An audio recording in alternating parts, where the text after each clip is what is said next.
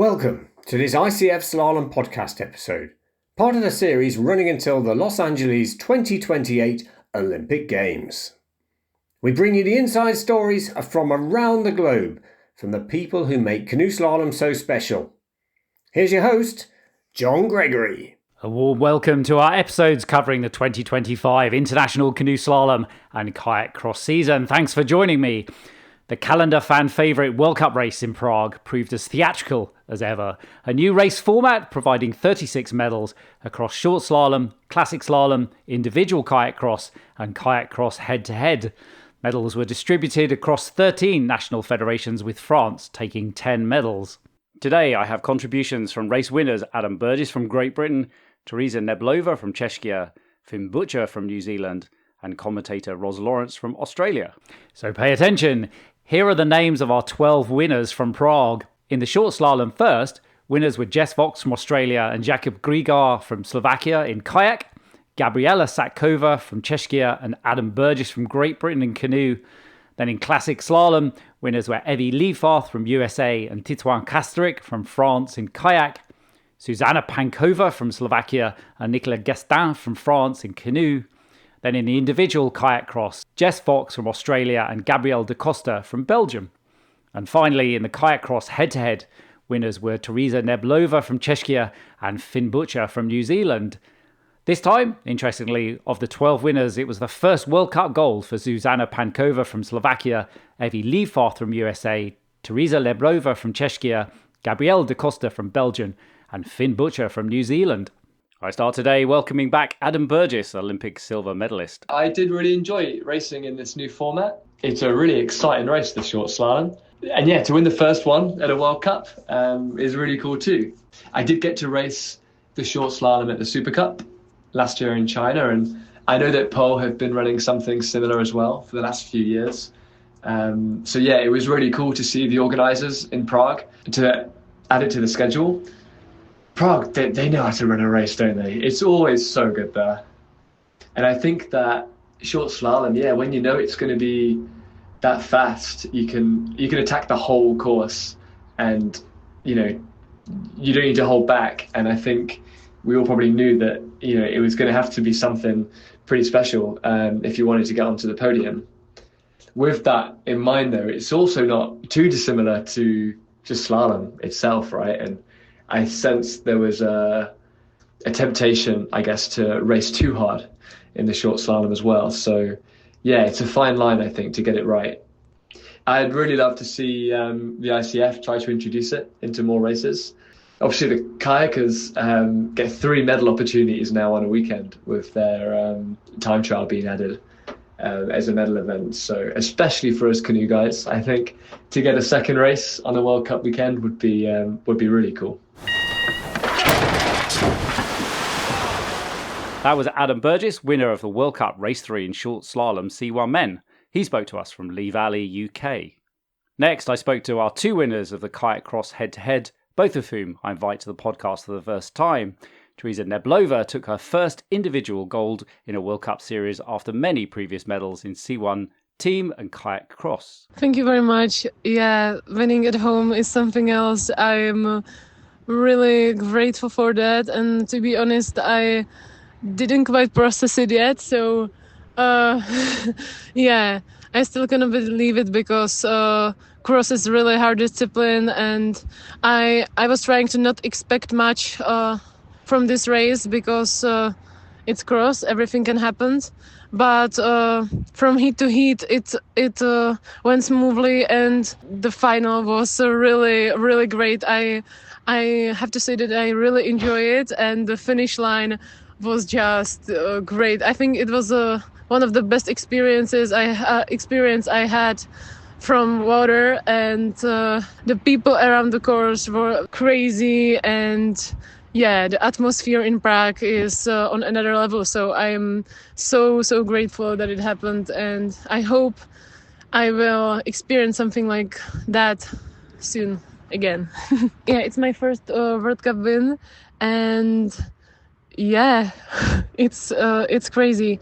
the first medal that I had from World Cup was really special to me because it's the first medal, but the first win is something else, and especially at home. So I'm so happy that it happened in my hometown, and yeah, the best place that it could happen. So I'm so happy for it. Yeah, to be honest, I didn't think about it at all, about ranking and cups and stuff like that, because it's usually not good for me to know the results and everything. I realized it after the race. Someone told me during the interview, and I was so surprised and so glad for it. It's like it's crazy for me to be one of the best paddlers in cross during this season, and I hope I will compete similarly in the next 2 World Cups, and it will end. So yeah, it's crazy.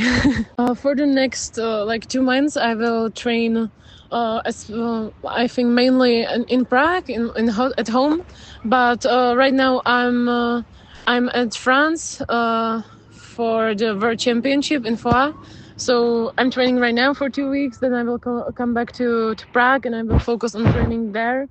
And then it's European Championship in Solkan. So I'm going to be for Solkan for a while, and then back in Prague.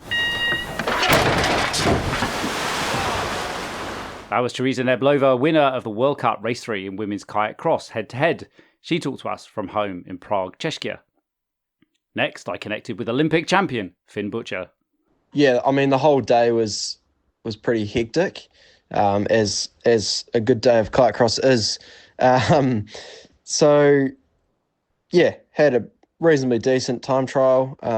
Was probably just a little bit off the pace kind of through the middle, but yeah, nothing too strenuous. I've actually been like about 1.4 seconds from the lead in the first 3 World Cups, and pretty much bang on actually. And then, yeah, I think I was like 6th in Sao, 12th in Po, and 8th in Prague. So just, yeah, puts you in different positions. Yeah, just kind of like battled my way through the rounds, I guess. Like early on, kind of just doing what I needed to get through.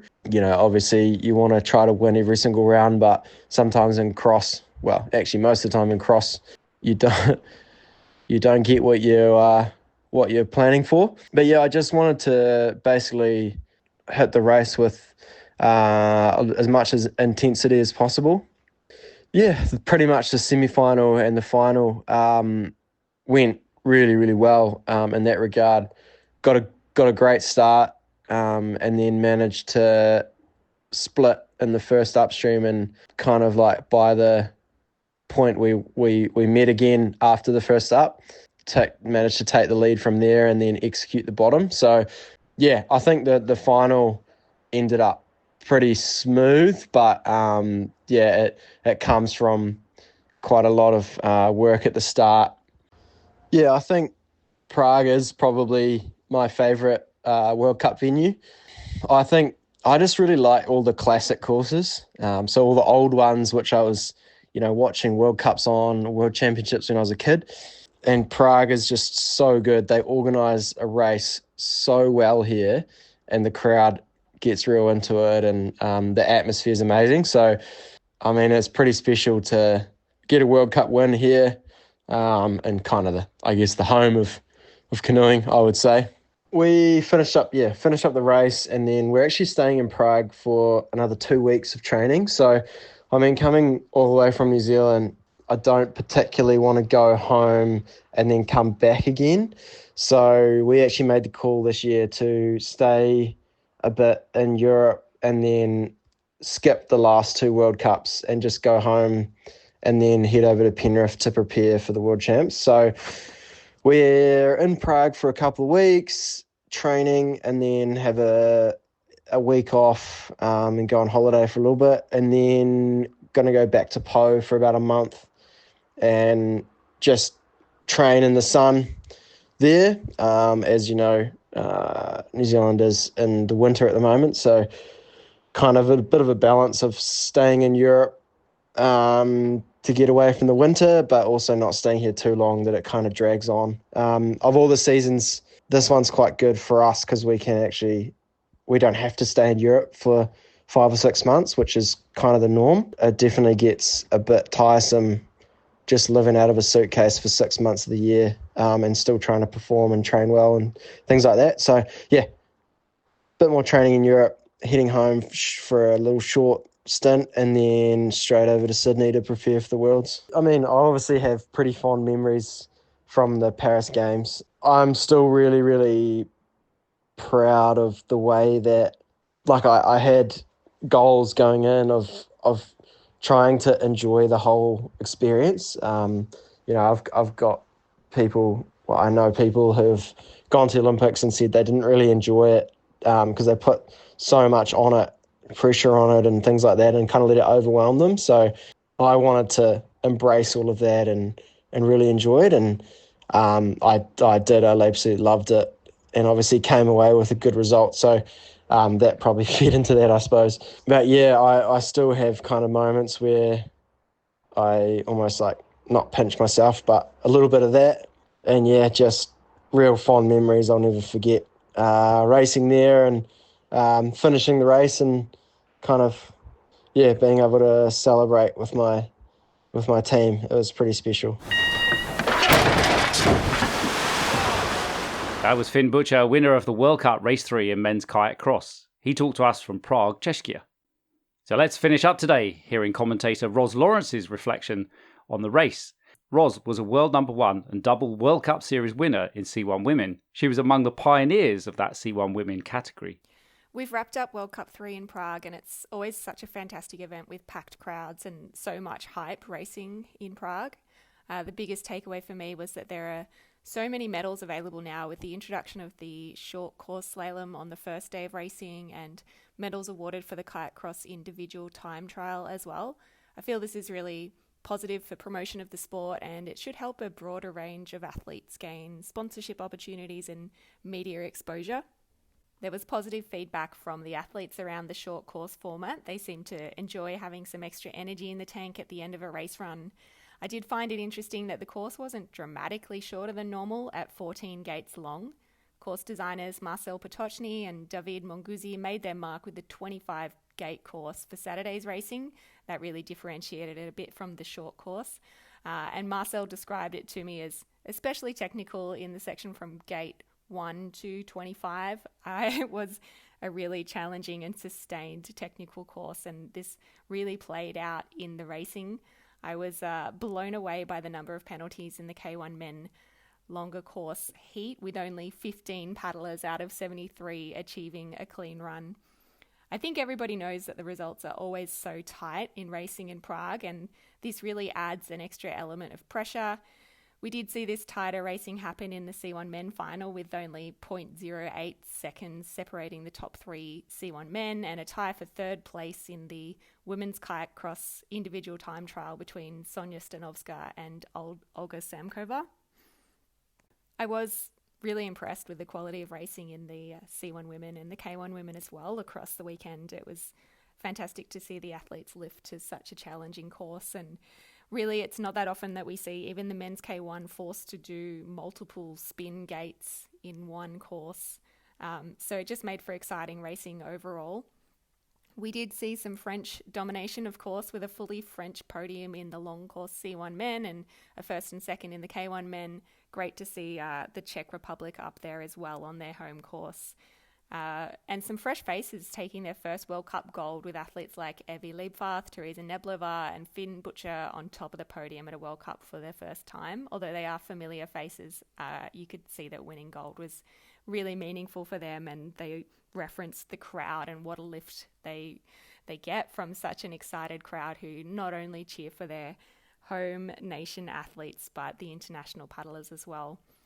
Of course, we're so used to seeing Jess Foix dominating every podium, but she's still medalled at every World Cup so far, and that's a great season by most people's standards.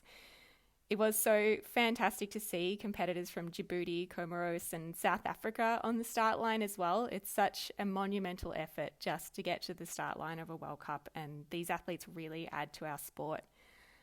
Next week we have the Junior Under-23 World Champs in Foix, France, and we'll see quite a few of these World Cup races on the start line there as well. And obviously I'm super excited about the World Championships in Penrith, Australia later this year, which I think will be such a fantastic event. It's a great course to paddle on and an awesome environment. I can't wait to see everybody there. That was Ros Lawrence, former 3-time world's team gold medalist in C1 Women. She spoke to us from Lennox Head, Australia. Thanks to my guests today, Adam Burgess, Tereza Kneblova, Finn Butcher and Ros Lawrence. So leading the World Cup series after 3 races are Ricarda Funk from Germany, Titouan Castryck from France, Jess Foix from Australia and Johan Seneschal from France. Then with Tereza Kneblova from Czechia and Jan Rohrer from Switzerland in kayak cross head-to-head. In the newer individual kayak cross, leaders are Camille Prigent from France and Jakub Gregiej from Czechia. I'm Joh Gregory. Thanks for listening. If you enjoy the podcast, tell other people, send them a link, like, follow, or write a review. If you need more, read Vittoria Valdi's brilliantly insightful and eloquent blog. Our next episodes will bring you results and paddler insights from the ICF Junior and Under-23 Worlds in Foix, France. Stay safe. That's it for now, but please subscribe to the podcasts on Apple Podcasts, Spotify, or YouTube, and leave a review too. Until the next episode, keep it fast and clean.